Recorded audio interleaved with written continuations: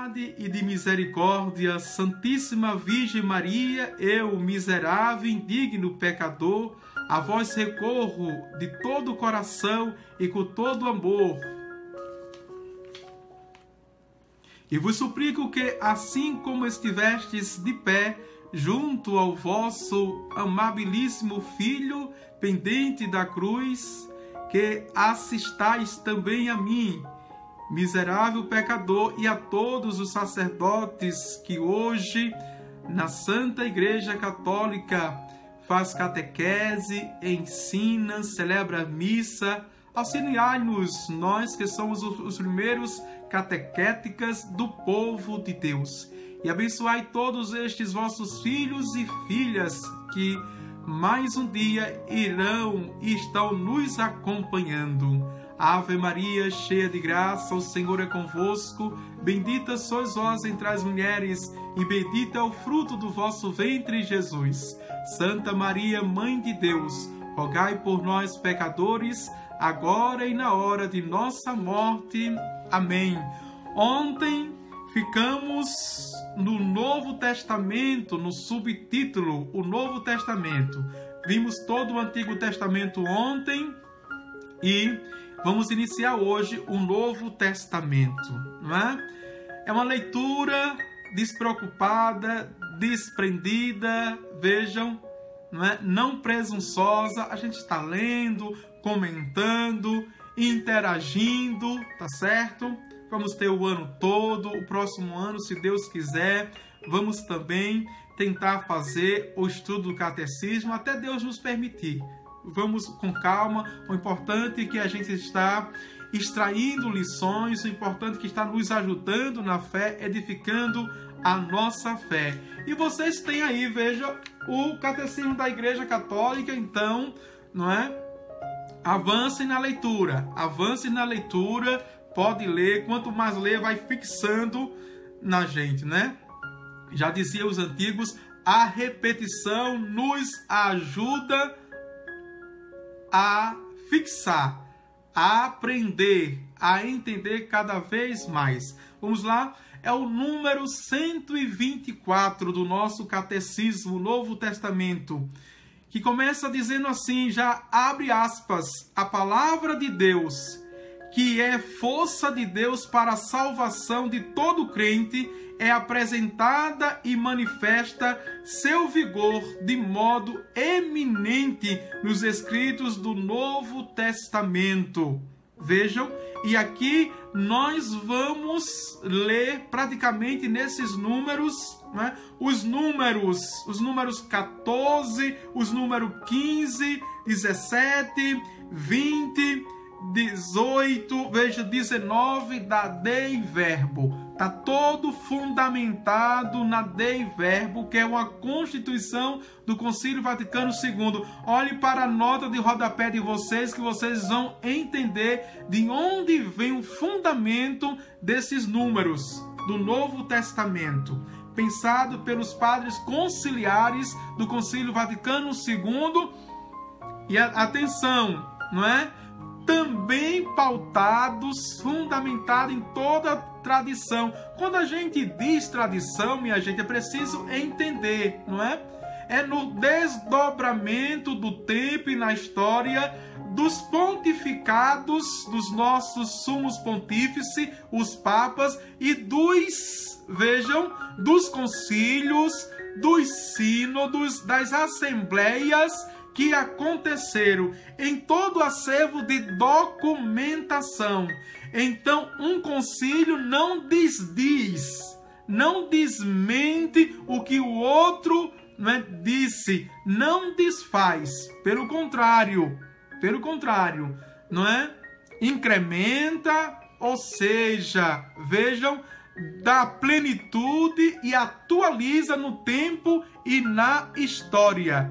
É importante. Por quê? Porque o mesmo é o Espírito. Não vos deixarei órfão, mas enviarei o meu Espírito, a terceira pessoa da Santíssima Trindade, que vai costurando a história, que vai agindo Assim como Deus levantara no Antigo Testamento os patriarcas, vejam, os sacerdotes, os profetas e profetisas, assim também Deus, no tempo da história do Novo Testamento, até nós também levanta homens e mulheres, veja, doutores da igreja, doutoras da igreja, viu? Desde os apóstolos, os santos e santas, como nós já vimos, não é? Em toda a história, e eu acredito que foi um artigo, não é, que eu levantei aqui, de conhecer a história da igreja pelos santos, desde os mártires, desde os apóstolos até os santos de hoje, até os santos atuais. Vamos lá? E aqui é interessante que diz eminentemente nos escritos do Novo Testamento. Por quê? Veja, é dogma da igreja, aqui atenção, é dogma da igreja crer e venerar toda a Sagrada Escritura, ou seja, no Velho Testamento e no Novo Testamento, no Primeiro Testamento e no Segundo Testamento. Por que, padre, está dizendo isso?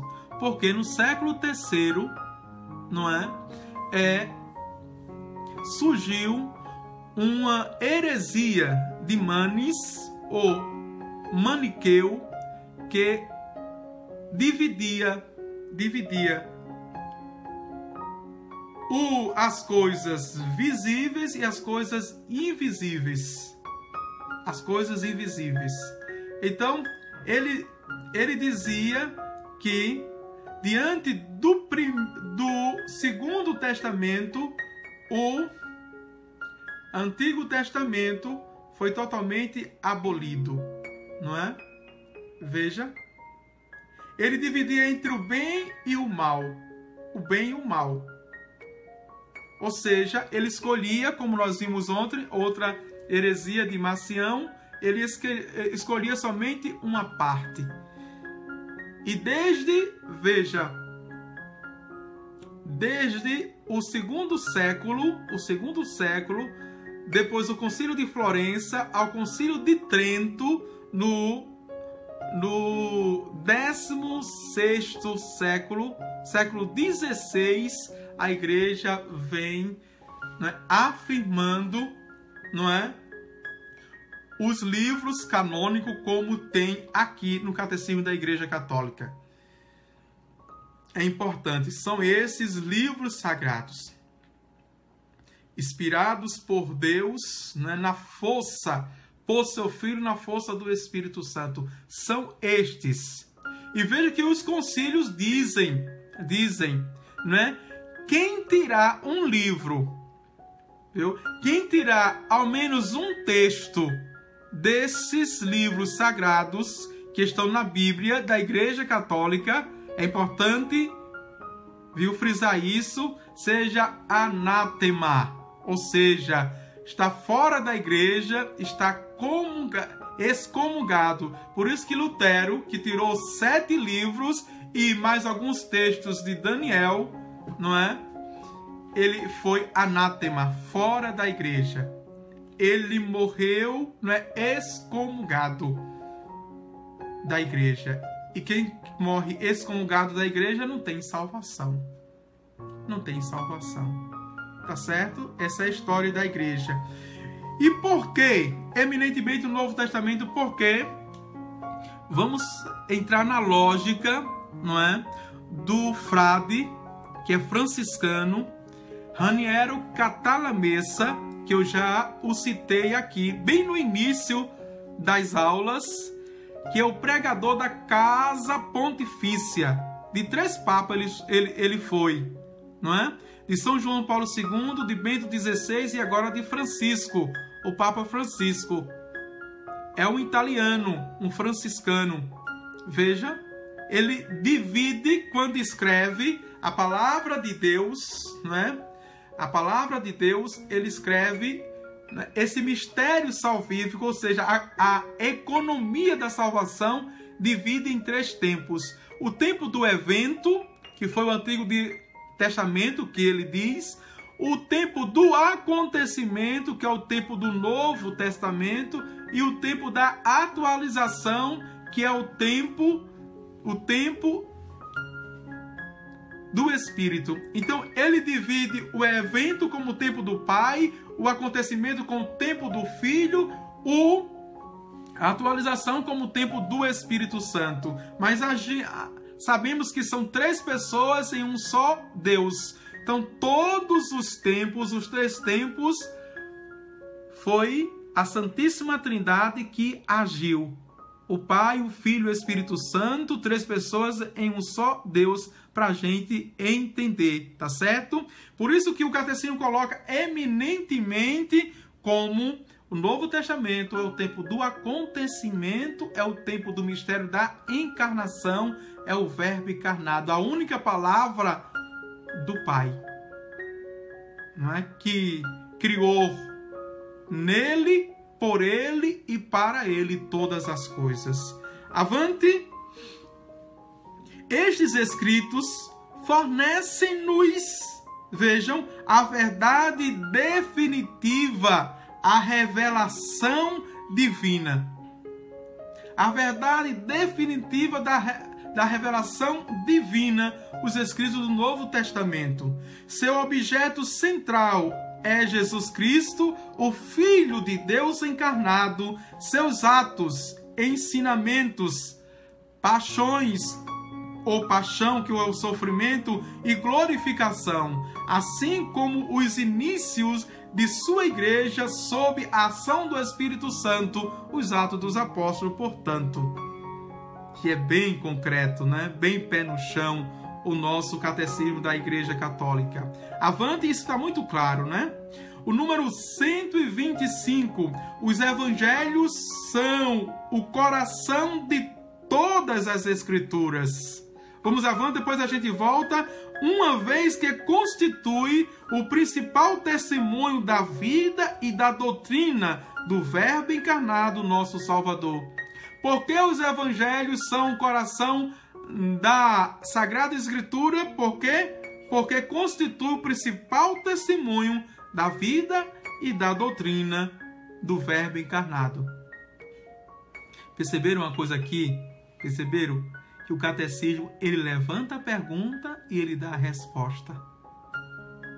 Não é? Ele se auto-explica, se auto-esclarece. Por isso que não é preciso ter PhD para ler o catecismo da Igreja Católica. Já foi mastigado. Você conhece a história do pelicano? O pelicano, aquela ave, não é? Que é uma mãe, veja, que tem os seus filhos. Quando ela não tem, o pelicano não tem o que alimentar os seus filhos, ela rasga o próprio peito, rasga, não é? E com o bico perfura o próprio coração, tira e dá na boca o próprio coração a cada filho para nutrir, alimentar os filhos. Vejam, essa é a imagem da Eucaristia, uma das imagens belíssimas que foi revelado a São Padre Pio. Ele diz que na Eucaristia é o coração pulsante de Jesus, louco para entrar no nosso coração, a Eucaristia, não é? E naquele milagre de Lanciano, a NASA, quando fez a perícia, viu que era uma córdia, um pedaço de carne do coração de um homem que vivera há 2000 anos. Na idade de Cristo, só pode ser Jesus Cristo. Veja, a Eucaristia comprovadamente, cientificamente, não é? Na hóstia magna ou na partícula que vocês recebem, vejam, é o coração de Jesus, comprovado pela NASA, cientificamente. Que maravilha! As revelações ainda acontecendo da única palavra do Pai. Vejam?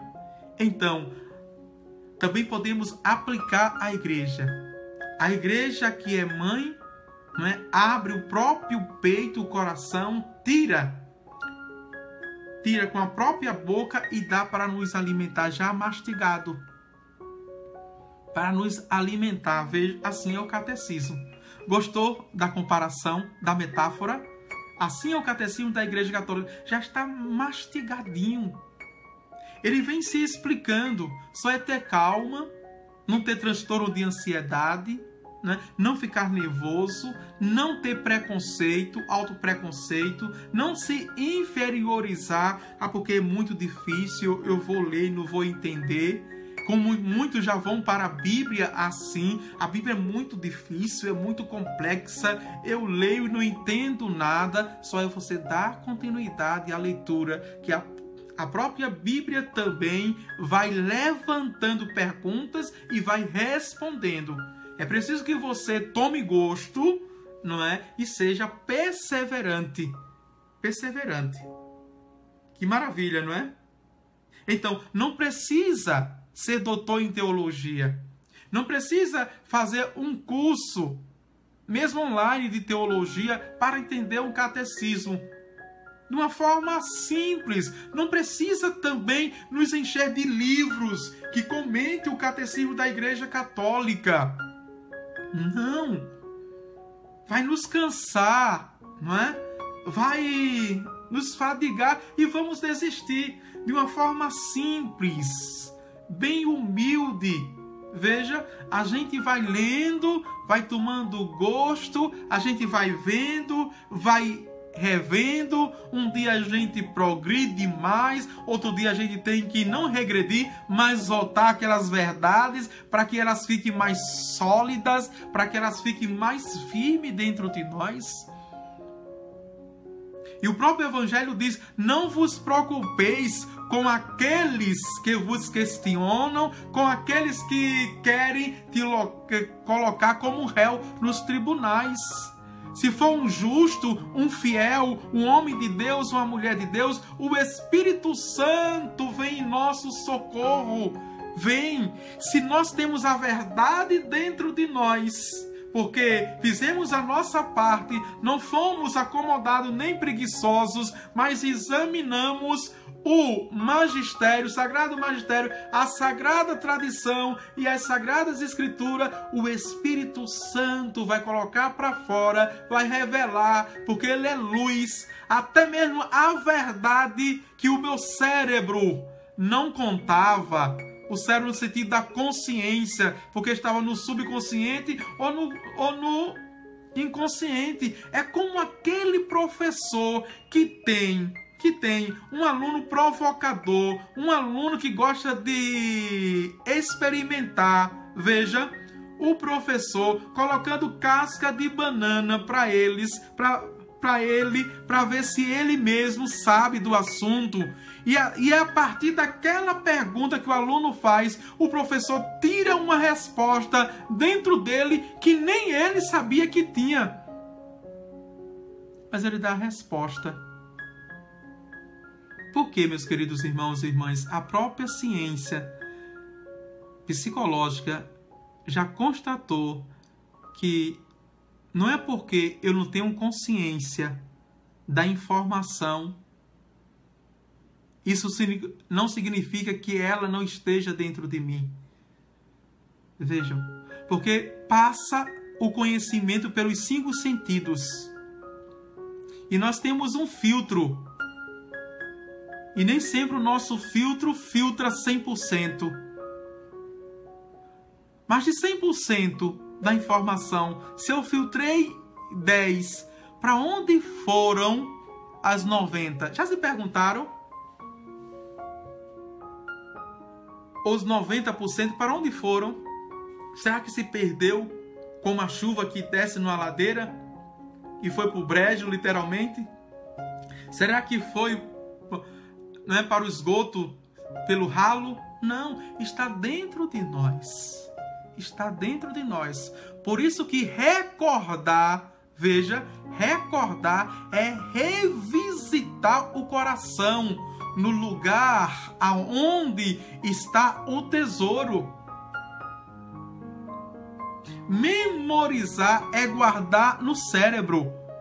Veja, recordar é guardar no coração. E que aqui nós façamos as duas coisas. O conhecimento científico, enquanto inteligência, guardemos a nossa memória. Mas aqui é fé também. Enquanto fé, código de fé, dado de fé, guardemos no coração. Gostaram? Muito bom, né? É gostoso demais conhecer. Vamos lá. Vamos lá. Então, é esse Espírito que está dentro da igreja. Vejam, né? Seu objeto central é Jesus Cristo, o Filho de Deus encarnado, seus atos, ensinamentos, paixão e glorificação, assim como os inícios de sua igreja sobre a ação do Espírito Santo. Vamos avante. Os evangelhos, como nós dissemos, são o coração de todas as Escrituras, uma vez que constitui o principal testemunho da vida e da doutrina do Verbo encarnado, nosso Salvador. Agora vamos para o número 126.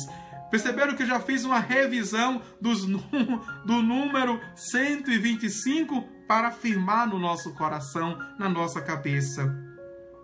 Na formação dos evangelhos, podemos distinguir 3 etapas fundamentais que formaram os nossos evangelhos, os 4 evangelhos.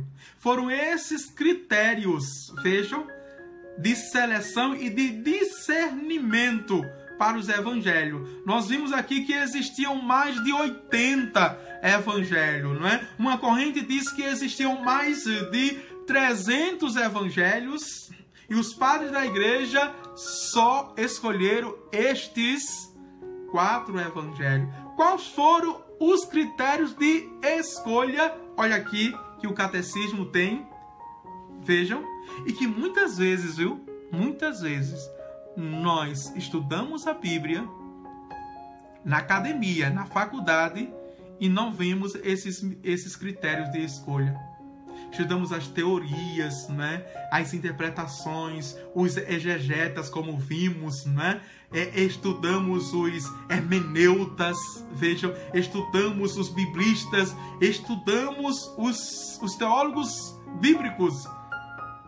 Mas a minúcia,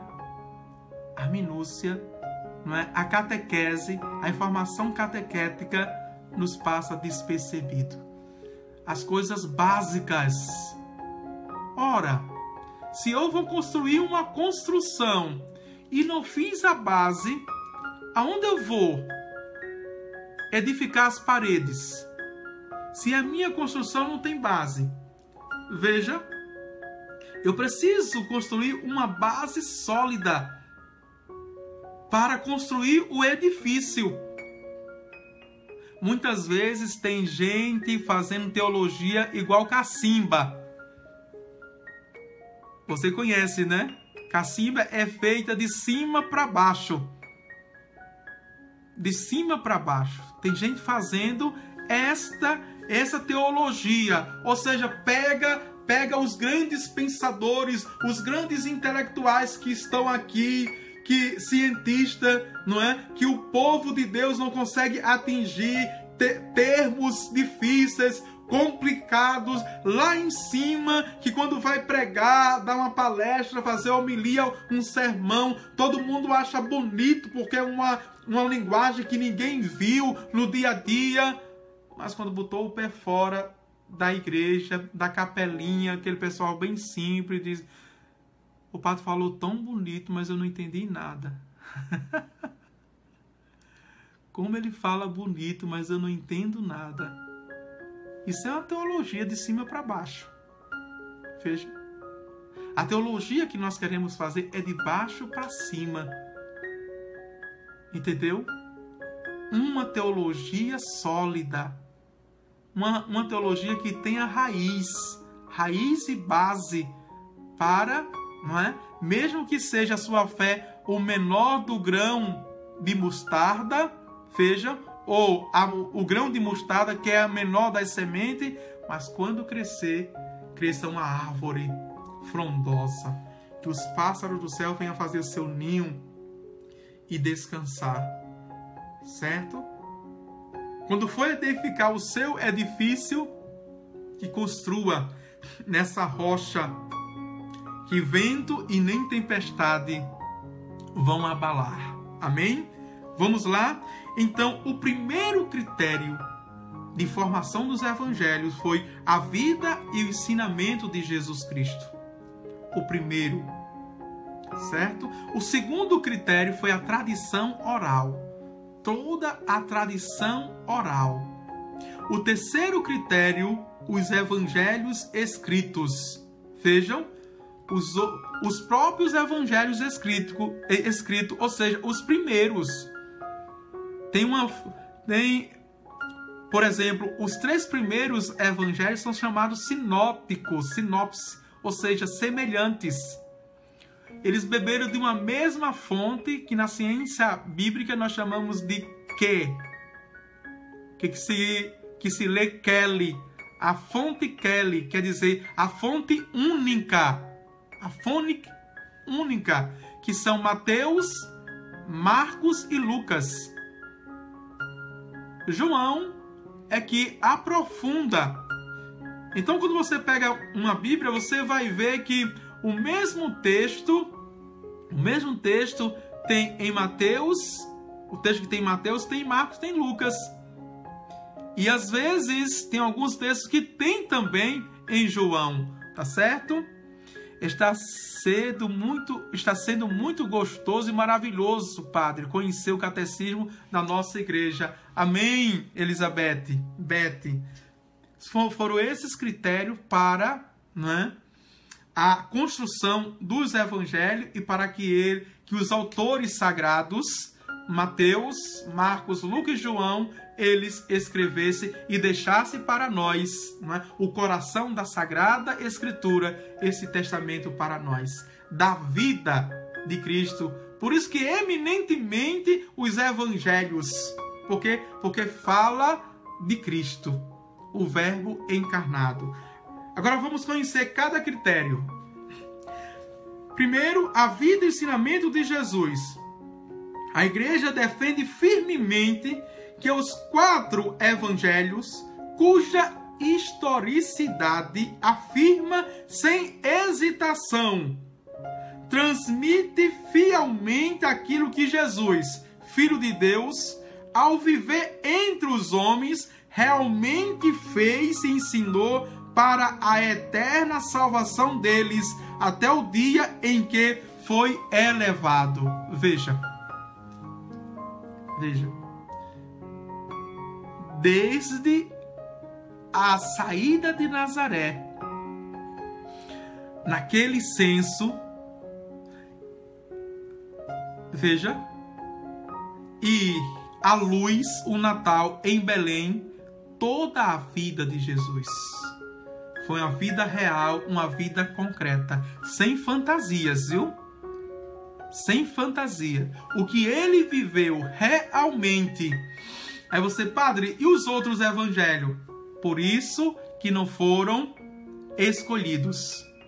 Por isso que não passaram no discernimento. Porque tinha coisas muito miraculosas, muito fantasiosas, que não condizia com o tempo histórico, ou seja, a data, os costumes da época. Veja, não condizia. Jesus parecia mais um mago, um vidente, um fantasma, não é? Matrix, efeito especial. Vou contar um fato de um livro apócrifo, né? De São Tomé. Tem o Evangelho segundo São Tomé, viu? Veja, que diz assim: Jesus estava brincando e este livro passa Jesus muito virado, um menino muito traquina, não é? Que às vezes as mães mandam rezar: Padre, reza para esse menino para ver se ele se acalma. Esse menino parece que tem uma coisa, não é? Vejam, a ciência diz que tem, não é muita saúde, é muita saúde. Então ele brincando, e Jesus era muito malicioso por este evangelho. Veja, Quer dizer que Jesus tinha maldade, o santo dos santos. O imaculado, que não conheceu mágoa e nem mácula. Veja. Então, brincando perto de uma barreira, Jesus vai e empurra o coleguinha dele. O colega, a minha água com limão, o colega cai e quebra o pescoço, o coleguinha.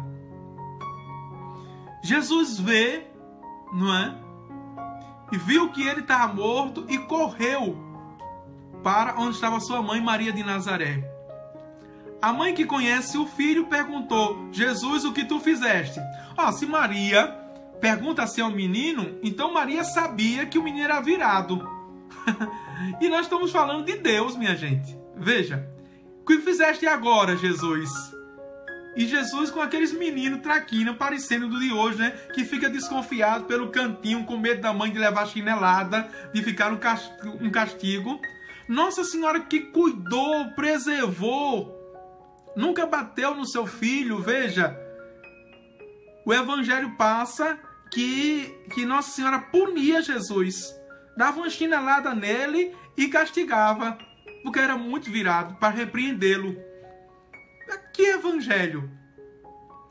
E Jesus, ela pergunta: o que estava fazendo? Ele disse: eu estava brincando. E o que tu fizesse? Nada. Vê. E ela pega na mão dele, sai puxando, arrastando. Me mostra onde você estava. E quando ela chega, já tem uma multidão. Já tem uma multidão agoniada. A mãe e o pai desesperados, porque o filho estava morto embaixo. E os outros colegas diziam: foi Jesus, foi Jesus. Vejam. Jesus. Foi Jesus. E Maria disse: Jesus, faça o que você sabe fazer. Jesus desceu, colocou a mão na cabeça do colega, e o colega, não é, ressuscitou, voltou à vida. É muito miraculoso. É muito miraculoso isso, não é? Quer dizer que Jesus fez o milagre pela ordem de sua mãe e a intercessão de sua mãe. Não fez porque ele é bondade, não fez porque ele é sumo bem, mas que a maldade estava nele. Jamais os apóstolos, jamais os padres da igreja, jamais a sagrada tradição vai escolher um evangelho desse. E por esse você tira os desmandos dos escritos. Os escritos, cada um mais fantasioso do que o outro, cada um mais miraculoso do que o outro. Ô padre, é proibido ler? Não. Tem nas livrarias. E eu indico as livrarias: Vozes, Loyolas, Paulinas, Paulos, Água Viva, Aparecida. Tem todas. Vejam. Eclésia. Tantas outras que estão nascendo agora, que são livrarias boas. Tem. Agora, cuidado, é preciso que você conheça bem os evangelhos canônicos. É por isso que é preciso que você tenha na cabeça todos os evangelhos e tenha no coração. Para não achar bonitinho, porque a gente está na sociedade, minha gente, do espetáculo. A gente está na sociedade do fantástico. A gente está na sociedade, quanto mais miraculoso, mais bonito a gente acha, mais poder a gente extrai. Com certeza tem gente aqui que está estudando que achou espetacular o que eu contei agora, não é? Jesus foi lá e pôs uma criancinha, pôs a mão e o outro ressuscitou. Isso, a gente está nesse tempo, nessa época. Ou seja, uma fé supersticiosa. E eu vou tocar mais ainda, não é? Enquanto você passa nas ruas e nas portas das comunidades eclesiais, que são as igrejas protestantes, vejam, e nas televisões também, em rádio, em televisão, nas lives, enquanto um grita mais alto, não é? Bem bravo, bem irritado, grita. O outro olha assim e diz: isso é unção, não é? Isso que é veja, isso que é fogo, isso que é poder. Olhe para o Antigo Testamento, que foi uma leitura desses domingos. Acredito o 18º domingo, não é? Que Elias, acostumado com um Deus desse, que faz descer fogo do céu, um Deus que enche a cuia da viúva de farinha e de óleo de azeite, porque o profeta Elias chegou e nem perguntou o que a mulher tinha. Entra logo em casa e faz um pão para mim. E a mulher diz: meu senhor, eu só tenho um tiquinho de farinha e de azeite que dá para apenas eu e meu filho comer hoje. Ele diz: entra e faz para mim que eu estou com fome. E não vai faltar mais na tua cuia, no teu saco e no teu cântaro. Nem farinha e nem azeite. Acostumado com esse Deus de poder, não é? O Deus Sabaó, o Deus Todo-Poderoso, onipotente, onisciente, veja, o Senhor dos Exércitos, o Deus Altíssimo. Era esse Deus do Antigo Testamento. Mas esse Deus do Antigo Testamento também nos surpreende. Quando Elias, veja, com medo de morrer por uma mulher, Betsabeia, a rainha, persegue ele, de deserto adentro, ele sobe no Monte Carmelo, entra numa caverna, e esperava Deus falar com ele num terremoto. Veja, no redemoinho, em um cataclisma, um Deus, era este Deus que Elias estava acostumado com esse Deus. E passou, deu um terremoto, ele não viu Deus. Veio um redemoinho, ele não viu Deus. O cataclisma veio, ele não viu Deus, né? Se levantou uma tempestade terrível, ele não viu Deus. Quando ele ousou colocar a face fora da caverna, ele sente uma brisa suave envolver o seu rosto. Ele sente Deus e cobre os olhos. Esse Deus que nos surpreende com sua ternura, com sua delicadeza, com seu amor, veja, com a sua misericórdia. É aquilo que a gente viu nas outras aulas. Por mais que a gente tente entender Deus, a gente não consegue entender Deus. Micael, quem como Deus? Lúcifer, quem como Deus? Ninguém como Deus. Não podemos entender Deus. Não podemos dizer, olha, Deus age assim, Deus age assim. Ninguém pode dizer que conhece Deus. Eu não conheço, eu sou analista. Veja, psicanalista. Eu não conheço os que eu faço análise. Porque as pessoas não se deixam se conhecer. Primeiro. Segundo, nós somos um mistério. Veja, humanamente falando, que somos até limitados. Tem tantos livros que o corpo fala, esse gesto diz isso, essa expressão diz aquilo, não é? Esse comportamento diz isso. Cuidado! Cuidado! Ah, eu descrevo você em 5 minutos da forma que você, numa entrevista, os coach por aí, quando você cruza as pernas direita para a esquerda, a esquerda para a direita, quando você coloca as duas mãos nos joelhos, quando você cruza os braços, quando você bota a mão na face. Pelo amor de Deus! Que paranoia é esta? Veja que a Bíblia, a palavra de Deus, desbanca tudo isso. E como o catecismo, ele é concreto. Ele é concreto. Também não é fiel a toda a tradição sagrada. Vem desbancar essas ilusões, essas fantasias que nós humanos criamos. São interessantes? São. Veja, Porque é o máximo que nós podemos fazer. É o máximo. E a nossa verbalização, a nossa linguagem já diz, descodifica, porque chama de interessante. É o máximo que podemos fazer. Coisas interessantes podemos fazer, não é? Que enche os olhos só por fora. Só por fora. Mas não satisfaz o coração. Não mata a sede da alma.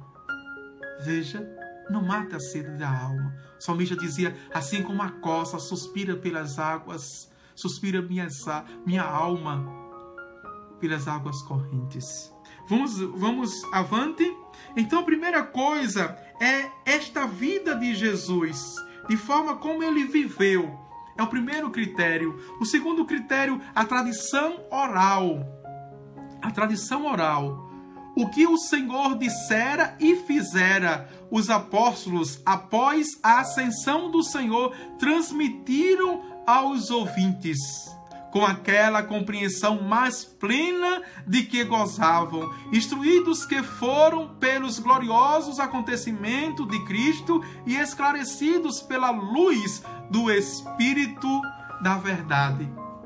E aqui é importante datar, veja, o primeiro evangelho que foi escrito foi o evangelho de Marcos, no ano 70. Veja só, no ano 70. Jesus morreu mais ou menos no ano 30. 40 anos depois, foi aparecer nos primeiros escritos. 40 anos depois. Vejam, 4 décadas. Você tinha isso na cabeça? 4 décadas. A tradição dos apóstolos, vejam, o tempo apostólico passou 40 anos nessa tradição oral. Os apóstolos pregando, os apóstolos no templo de Jerusalém, os apóstolos, vejam, nas sinagogas. Depois, com a perseguição do Império Romano, o livro do Eclesiastes diz que houve uma dispersão. A palavra técnica é diáspora. A dispersão. E para onde eles iam, nas regiões que iam, eles transmitiam essa tradição oral por 40 anos. E foi nesta fonte Kelly, nessa tradição oral, ou seja, pesquisa de campo, viu? Pesquisa de campo, com as testemunhas oculares, os apóstolos, mas também aquela discípula que seguia Jesus, aquele discípulo que seguia Jesus. Que o tempo de Jesus, os próprios evangelistas dizem que multidões seguiam Jesus. E vamos fazer agora a equação para que vocês entendam. A escolha. Vejam, das multidões, Jesus escolhe 70 para ficar mais próximo. Dos 70, Jesus escolhe 12 para formar sua comunidade de vida. As outras eram de aliança. Vejam, de vida. Dos 12, Jesus escolhera 3 apenas para fazer as experiências mistéricas, cruciais, epifânicas, epifania, não é? Veja, mas apenas um ficou aos pés da cruz. Das mulheres discípulas, que eram inúmeras, ficaram as Marias. As Marias ficaram juntamente com a Maria, mãe de Jesus, na cruz. Vejam, um tiquinho, no máximo 5 pessoas, aos pés da cruz, devotas, adorando Jesus. Os outros escarnecendo, gritando, difamando, desce da cruz se tu é Deus. Veja, não é? Para a gente, nessa tradição oral, o quanto eles pregavam, ensinavam para manter a memória viva de Jesus. Os ditos de Jesus, vejam, as palavras, portanto, os ensinamentos, as curas. os esconjuros, os exorcismos, portanto, tudo isso. Que maravilha, né? Estudarmos. O terceiro critério, os evangelhos escritos, aliás, vejam, os autores sagrados escreveram os 4 evangelhos, escolhendo certas coisas das muitas transmitidas, ou oralmente, ou já por escrito, fazendo síntese de outras, ou explanando-as com vistas à situação das igrejas, conservando, enfim, a forma de pregação, sempre de maneira a transmitir-nos a respeito de Jesus coisas verdadeiras e sinceras. Vai dizer o adverbo, né? Número 19, veja.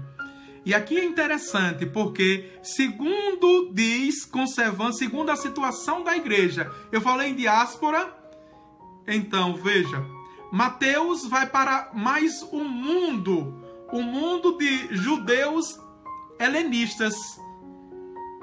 E ele prega para aquele povo, ele vai mostrar, não é? Marcos foi o primeiro, não é? Tenta dizer quem é Jesus através de uma pergunta. Quem é Jesus? Ele vai mostrando quem foi Jesus através das curas, dos milagres de Jesus. Vai mostrando.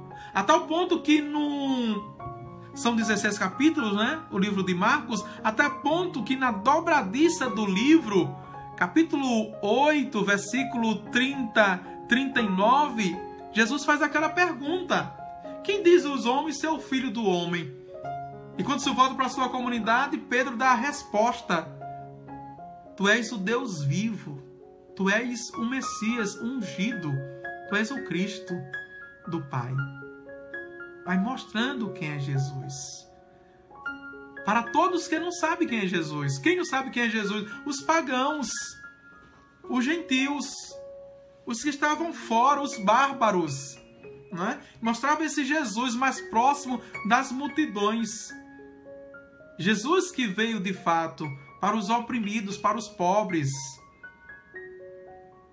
E Lucas sendo doutor, Lucas é doutor, né? E tem uma linguagem mais sistemática, esquemática, né? Fala mais para os doutores da lei, os escribas. Por isso que ele vai colocar muitos conflitos de Jesus com estas classes religiosas, com estes grupos.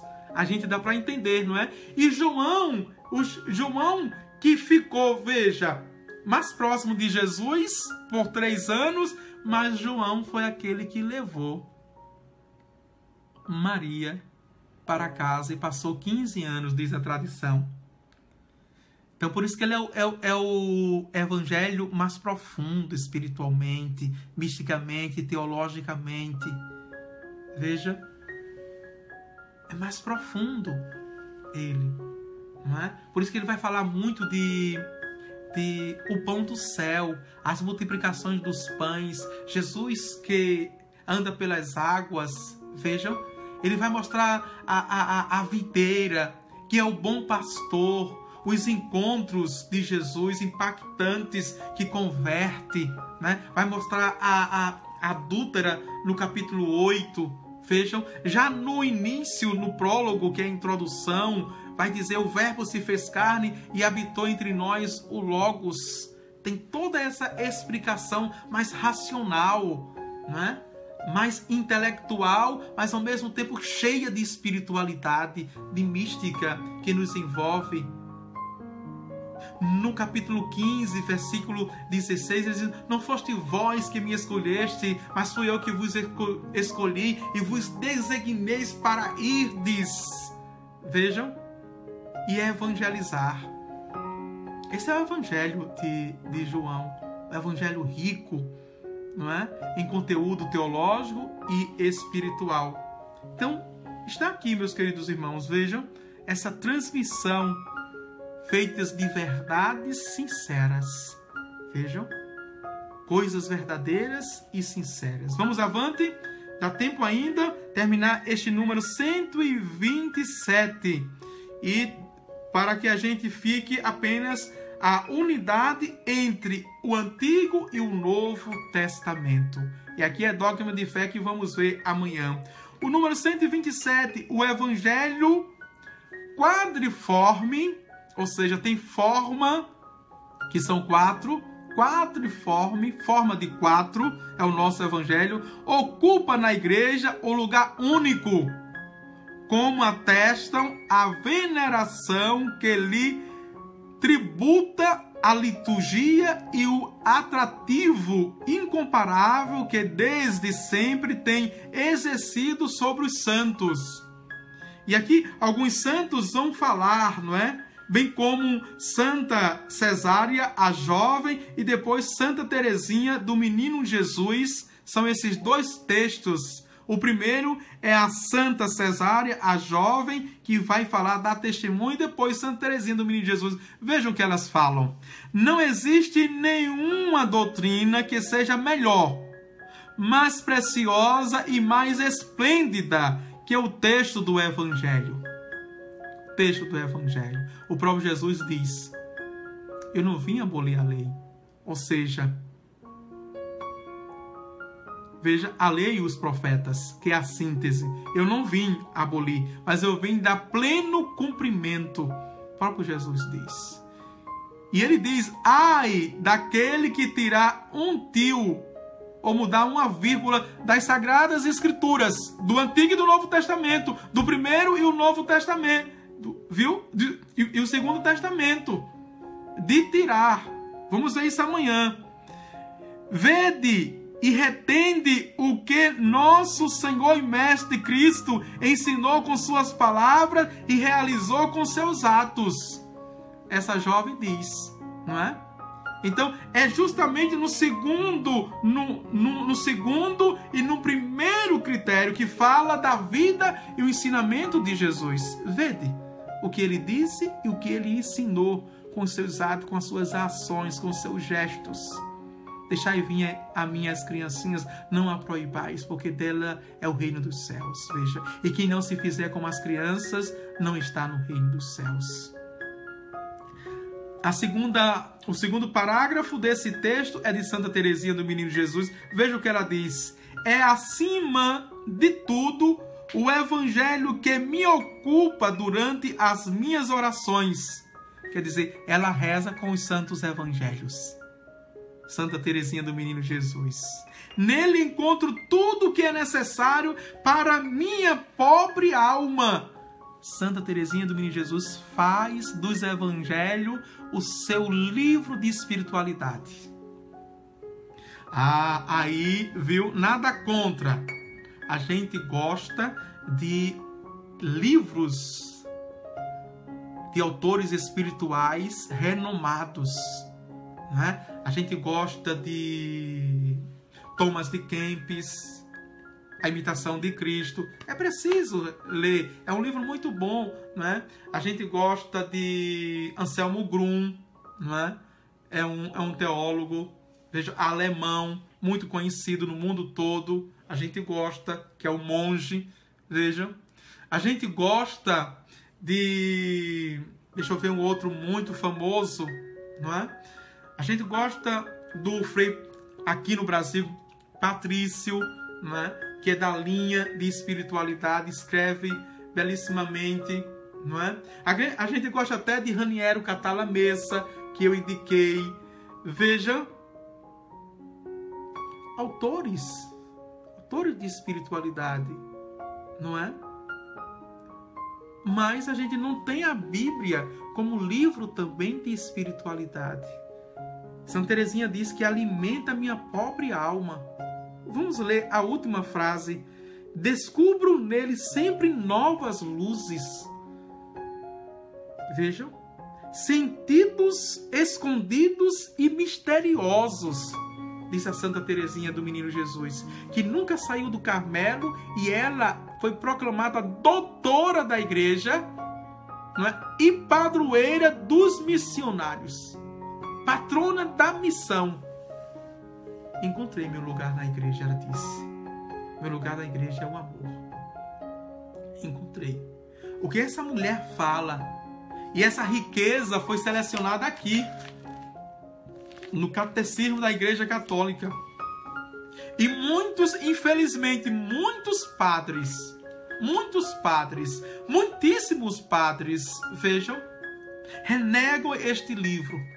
É um livro que já está atrasado, é arcaico, muito cafona, ao mesmo tempo é um livro que passa os dogmas, as doutrinas, é um livro que nos prende. Vejam, uma beleza dessa, que tem textos selecionados dos nossos santos para a nossa vida de espiritualidade e nos faz enxergar a centralidade da nossa vida. Meu irmão, minha irmã, você tem tudo em casa. Percebeu que o catecismo está dizendo que você tem tudo em casa e tem o essencial para crescer na sua casa. Veja, estou procurando aqui a Bíblia que eu coloquei lá. Você tem tudo na sua casa aqui. E, no entanto, nós não aproveitamos. E precisamos de pouco, viu? Porque no tempo de Santa Teresinha, para trás e um pouquinho para frente mais, não se tinha essa biblioteca, que é pequena ainda. Veja, não se tinha uma gama de livros. Não, era o essencial. Era essencial na vida, o necessário para crescer na fé e na espiritualidade. Deu para entender? Essencial. A Bíblia, as Sagradas Escrituras, quando tinham, como vimos que era muito difícil, não é? E o catecismo, ou seja, a tradição da igreja. Alguns livros de espiritualidade mais centrados. Os santos adoravam com as Sagradas Escrituras. Os santos rezavam com as Sagradas Escrituras, sobretudo os evangelhos. E que a igreja, nos tempos atuais, está chamando de Lexio Divina, leitura orante da Palavra de Deus. Amém? Vamos ficar por aqui? Não é? Já é 3:05. Fiquemos por aqui nesta aula e nós ficamos no número 128. Número 128. Certo? Tenhamos todos um excelente final de tarde de Jacira. Olha, eu não estou interagindo porque essa forma que eu coloco não dá para ver bem os textos, tá certo? Vocês podem interagir porque quem está em casa está lendo, viu? Jacira, só justificando, Paula Viana também, não dá tempo, não dá, como na forma horizontal que o telefone fica, não dá muito para ler os textos que comentam. Só mais na forma, né, vertical dá para ver mais, tá certo? Ok? Mas vocês vão interagindo, que quem está em casa está lendo os comentários, também está contribuindo, tá certo? Eu gosto que vocês comentem, contribuem cada vez mais. Então compartilhe mais, comente mais, né? Curta mais, para que a gente possa atingir cada vez mais, não é? E catequizar essa belíssima catequese, não é? Que é o nosso catecismo da Igreja Católica. Ana Nery diz: tudo bem, sabes, ó meu Deus, para amar-te neste mundo, não tenho nada mais hoje, diz Santa Teresinha do Menino Jesus. Ana Nery, não é? É apaixonada por Santa Teresinha do Menino Jesus e a comunidade dela era uma das missionárias. Tá certo? Que agora quero vos abençoar neste dia. O Senhor esteja convosco, Ele está no meio de nós. Pela poderosa intercessão de Nossa Senhora, Mãe Rainha, 3 vezes admirável de Xansta, abençoe-vos Deus Todo-Poderoso, Pai, o Filho e o Espírito Santo. Amém.